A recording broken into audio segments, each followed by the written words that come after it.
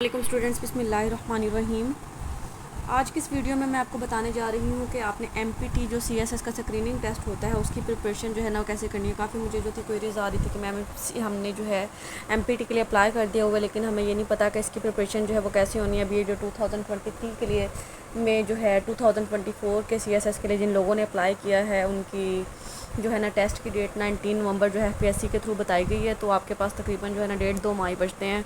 तो आपने जो है ना शॉर्ट टाइम में इसकी प्रिपरेशन कैसे करनी है, और मेरा जो ओपिनियन है ना अपना ज़ाती इसके बारे में वो ये है कि आप इसको जो है बजाय इसके कि अपना टाइम इस पर कम्प्लीटली वेस्ट करें, आपको मैं जो है कुछ टिप्स एंड ट्रिक्स बताऊँगी इस वीडियो के एंड में। पहले हम सिलेबस को डिस्कस करेंगे और ये जो है ये एमपीटी टेस्ट होता क्या है इसको डिस्कस करेंगे, और फिर एंड पे जो है ना मैं आपको इंशाल्लाह कि आपने जो है इसको कैसे प्रिपेयर करना है कि आपका जो सीएसएस की प्रिपरेशन का टाइम है वो भी वेस्ट ना हो।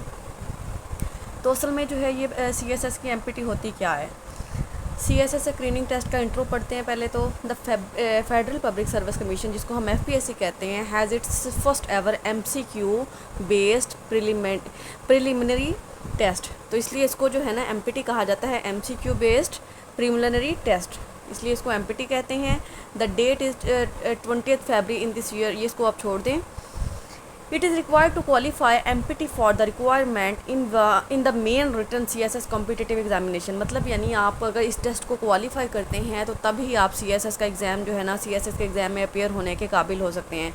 ये टेस्ट जो है ना आपका 200 मार्क्स का होता है और सारा MCQs बेस्ड टेस्ट होता है, और इसमें आपको एटलीस्ट 66 मार्क्स जो है ना हासिल करने होते हैं। अगर आप 66 मार्क्स हासिल कर लेते हैं तो आफ्टर डैट आप CSS के जो है फाइनल एग्ज़ाम में अपेयर हो सकते हैं। This include post in BS 17 in 12 occupational groups, यानी इसमें जो है ना जो लोग CSS करते हैं ना उनकी जो पोस्टिंग होती है ना वो होती है बेसिक पे स्केल उनका 17 होता है, उनको जो है ना 12 ग्रुप्स होते हैं ऑक्यूपेशनल प्रोफेशनल हिसाब से और सर्विसेज के हिसाब से फेडरल गवर्नमेंट की तरफ से, उसमें जो है ना उनकी पोस्टिंग होती है। The CSS screening test is likely to be held at the following centres. अब इसके जो स्क्रीनिंग टेस्ट है ना फ़िलहाल जो हैं उसमें मज़ीद भी ऐड किए गए हैं। एबटाबाद है, बहावलपुर है, गुजरावाला है, हैदराबाद, इस्लामाबाद, कराची, लाहौर, इसके अलावा सरगोदा में भी होते हैं, और भी काफ़ी सिटीज़ हैं जहाँ पे जो इसका टेस्ट है वो लिया जाता है। अब इसकी बात करेंगे हम सिलेबस के। आपको पहले बताया है कि आपका जो ये टेस्ट है ना 200 MCQs का होगा। अब उसमें मार्क्स की डिवीज़न क्या होगी, आपके 20 मार्क्स का जो पोर्शन है ना वो इस्लामिक स्टडीज़ से होगा, और जो नॉन मुस्लिम कैंडिडेट्स होते हैं उनकी सिविक्स या फिर एथिक्स होती है।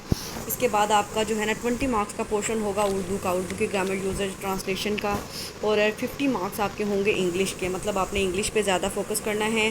और उसके बाद आ जाती हैं आपकी जनरल एबिलिटीज़। जनरल एबिलिटीज़ में मतलब आपका मैथ वाला पोर्शन आ जाता है, जैसे कि basic arithmetic, algebra, geometry, logical problem solving and analytical abilities, mental abilities, ये आपका पोर्शन होता है 60 मार्क्स का। इसके बाद आपका जनरल नॉलेज का पोर्शन हो जाता है। जनरल नॉलेज में आपने जो है ना एवरीडे साइंस को करना होता है, करंट अफेयर्स करना होते हैं, पाकिस्तान अफेयर्स करना होते हैं। तो ये सारा पोर्शन, ये तीनों चीज़ें मिला के आपके बनती हैं 50 मार्क्स की। अब एक एक चीज़ को मैं थोड़ा सा डिटेल में आपको बता देती हूँ। सबसे पहले हम बात करते हैं इस्लामिक स्टडीज़ में जो है ना आपने कौन कौन सी चीज़ें करनी है। इस्लामिक स्टडीज़ जब आप प्रिपेयर करेंगे तो आपको फंडामेंटल्स ऑफ इस्लाम का पता होना चाहिए, फंडामेंटल्स ऑफ फेथ का पता होना चाहिए, हमारे जो बुनियादी अरकान हैं, बुनियादी अकायद हैं, होली डिवाइन बुक्स में जो यानी 4 किताबें हैं उनके बारे में आपको पता होना चाहिए। इसके बाद इस्लामिक शरीयत का आपको पता होना चाहिए, और इस्लाम की जो वो एमिनेंट पर्सनैलिटीज़ गुजरी हैं उनके बारे में आपको पता होना चाहिए। सीरत का पता होना चाहिए आपको, सल्लम की जो है आपको ट्रैवल्स का पता होना चाहिए, आपसे सल्लम की लाइफ के बारे में काफ़ी नॉलेज होना चाहिए। और इसके बाद जो इस्लाम की माइग्रेशंस थी उनका पता होना चाहिए, गज़वात का पता होना चाहिए, बैटल्स का पता होना चाहिए, और उन सहाबियों का पता होना चाहिए जिनके नाम कुरान में आए हैं, उन जानवरों का पता होना चाहिए जिनके नाम कुरान में आए हैं। और इसके अलावा जो है ना अम्बिया के बारे में आपको नॉलेज होना चाहिए, हदीस के बारे में नॉलेज होना चाहिए, कुरान पाक का आपको नॉलेज होना चाहिए, कितनी सूरतें हैं, कितने रुकू हैं, कितने सजदे हैं, ये सारी चीज़ें जो है ना आपको पता होनी चाहिए। कौन सी सूरत को क्या कहा जाता है, कौन सी सूरत का क्या मायने होता है, ये भी आपने याद करना है। इसके अलावा आपसे जो है MCQs वो ज़कात के बारे में पूछ सकता है, नमाज के बारे में पूछ सकता है, रोज़े के बारे में पूछ सकते हैं, रोज़े के बारे में पूछ सकता है, हज के बारे में पूछ सकता है, उशर के बारे में पूछा जा सकता है, और आपसे सल्लम की जो ज़िंदगी मक्का में गुजरी और जो ज़िंदगी जो है मदीना में गुजरी है उसके बारे में पूछा जा सकता है। और फिर फ़र्स्ट इन इस्लाम पूछा जा सकता है, मतलब यानी किसने सबसे पहले इस्लाम कबूल किया, बच्चों में कौन पहले इस्लाम कबूल किया, पहला खलीफा कौन था, ये सारी चीज़ें। और खिलाफत जो 4 खलीफा गुजरे हैं ना, हज़रत अबू बकर, उमर, इन सब के बारे में आपको नॉलेज होना चाहिए, और हज़रत उस्मान और जो चौथे थे हज़रत अली, और इसके बाद अशरा मुबशरा जो है ना 10 सहाबी हैं, उनके बारे में आपको पता होना चाहिए। इसके अलावा प्रॉफिट्स का नॉलेज मैंने आपको पहले कहा है कि वो आपने लेना, और निसाब जो ज़कात होते हैं उसके बारे में आपने नॉलेज लेनी है कि जो ज़कात के निसाब है कौन से होते हैं। इस्लामी महीनों का आपको पता होना चाहिए। मोस्टली इस पर जो है ना MCQs आ जाते हैं कि इसके बाद कौन सा महीना आता है और ये वाला महीना जो है ना साल का कौन सा महीना बनता है।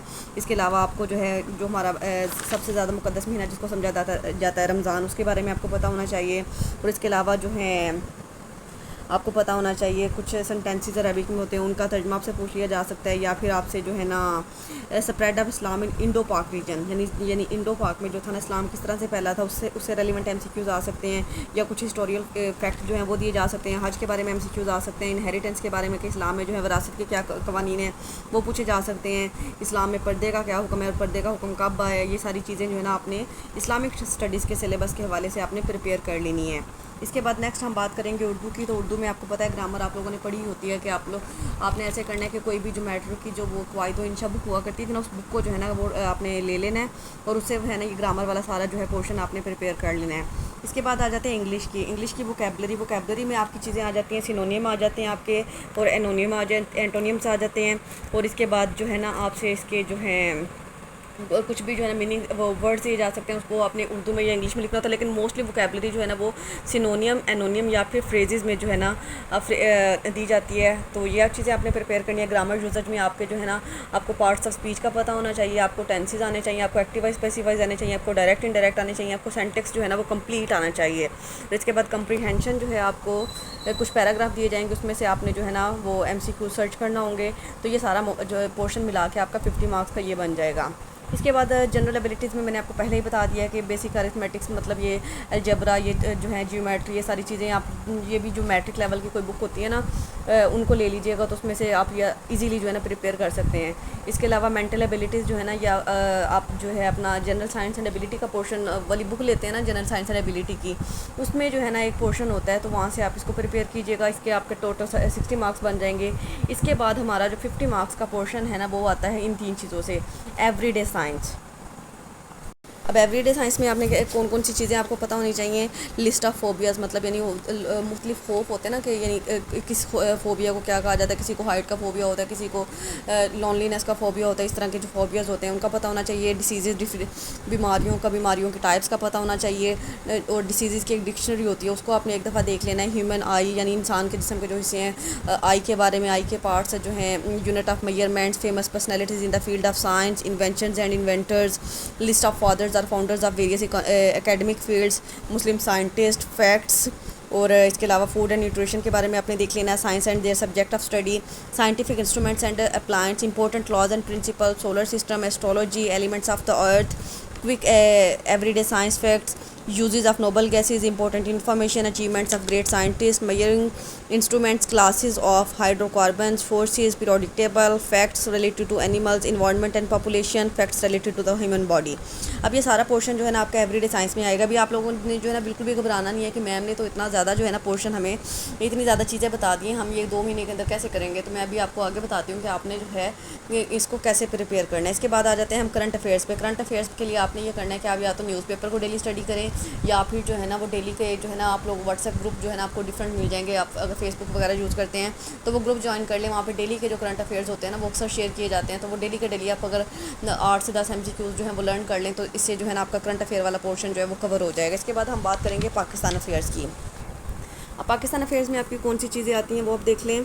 एक तो आपने करना है प्री पार्टीशन टाइमलाइन, मतलब यानी पाकिस्तान बनने से पार्टीशन होने से पहले की जो हिस्ट्री थी उसको करना है, और उसके बाद जो है ना पार्टीशन होने के बाद का जो सीन था ना वो सारा आप करेंगे।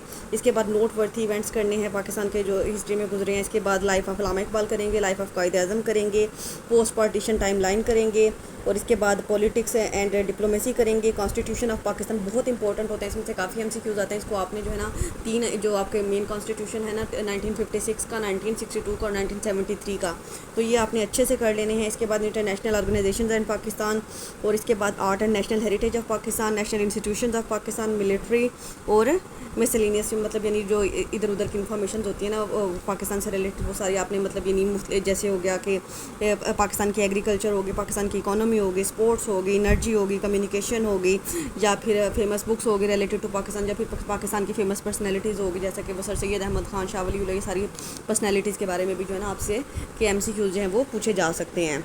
तो ये था आपका इसका सिलेबस। उम्मीद है कि आपको समझ आ गई होगी। अब जो वो टिप मैं आपको बताना था कि मतलब यानी जितना ज़्यादा इसका सिलेबस है MPT का, मतलब यानी जो कि CSS के कंपलसरी सब्जेक्ट का सिलेबस होता है ना, वही आपका MPT का सिलेबस होता है। तो अब बजाय इसके कि आप लोग क्या करें कि आप लोग मार्केट में जाएँ, MCQs टाइप बुक्स परचेज़ करें। अब आपके कॉन्सेप्ट भी क्लियर ना हो, आपने भी अभी CSS की बुक्स को टच भी ना किया हो, कंपलसरी सब्जेक्ट्स आपके रेडी ना हो, तो फिर आपका जो है आप वो बुक से MCQs का रट्टा भी लगा लेंगे तो आपके कॉन्सेप्ट ही क्लियर नहीं होंगे, आपको कोई बात समझ ही नहीं आएगी। तो मैं जो खुद अपने जो टेक्निक फॉलो कर रही हूँ, अपने स्टूडेंट्स से भी कह रही हूँ ना, वो ये है कि हम जो है ना सबसे पहले अपने कंपलसरी सब्जेक्ट्स को कवर कर लेते हैं। मतलब एक एक सब्जेक्ट को जो है ना हम कवर कर लेते हैं। तो अब 2 माह में चलें, हम 15-15 दिन भी एक सब्जेक्ट को दिल लगा के करते हैं, तो एटलीस्ट हमारे 4 सब्जेक्ट्स जो कवर हो ही जाएंगे। तो इसमें ये हमारा फ़ायदा ये होगा कि एक तो हमारे यानी CSS के लिए जो हमने तैयारी करनी है ना, उसका हमारा जो है वो काफ़ी पोर्शन जो है वो हम तैयार कर लेंगे। और इसके अलावा लेकिन फ़ायदा ये होगा कि इसमें उसको रेडी कर लेने के बाद आपका जो है ये CSS की MPT जो है ना वो भी उसी में से तैयार हो जाएगी। क्योंकि ये जितना भी सिलेबस मैंने आपको बताया है ना, ये सारा CSS के कंपलसरी सब्जेक्ट्स का सिलेबस है। तो बजाय इसके कि आप लोग MCQs को प्रिपेयर करने में लग जाएँ, MCQs वाली बुक्स को स्टडी करें, आप लोग जो है ना सब्जेक्टिव स्टडी करें। मतलब अपने MCQ जो है ना CSS के कंपलसरी सब्जेक्ट की प्रॉपर प्रिपरेशन करें, जो जो उनके टॉपिक्स आपने प्रिपेयर करने हैं सिलेबस के अकॉर्डिंग, पास पेपर्स के अकॉर्डिंग। और फिर आपकी जो MPT है ना वो ऑटोमेटिकली जो है ना प्रिपरेशन जो है आपकी हो जाएगी। फिर आपने क्या करना है, लास्ट आपका जब वीक रह जाएगा 19 नवंबर से, मतलब यानी 10 से 12 नवंबर तक जो है ना आपने वो एक वीक जो है वो अपनी MPT को देना है। आप लोग जो है वो ये व्हाट्सअप ग्रुप्स मैंने बताए हैं ना, काफ़ी ग्रुप्स आपको मिल जाएंगे। तो उन ग्रुप्स में जो है ना डिफरेंट जो इंस्टीट्यूट्स है ना, जैसे वर्ल्ड टाइम्स है, नोआ है, किप्स है, यहाँ पे जो है ना MPT टेस्ट जो है ना वो कंडक्ट किए जाते हैं। वो कंडक्ट जो टेस्ट होते हैं ना वो अक्सर लोग जो है ना वो ग्रुप्स में शेयर कर देते हैं।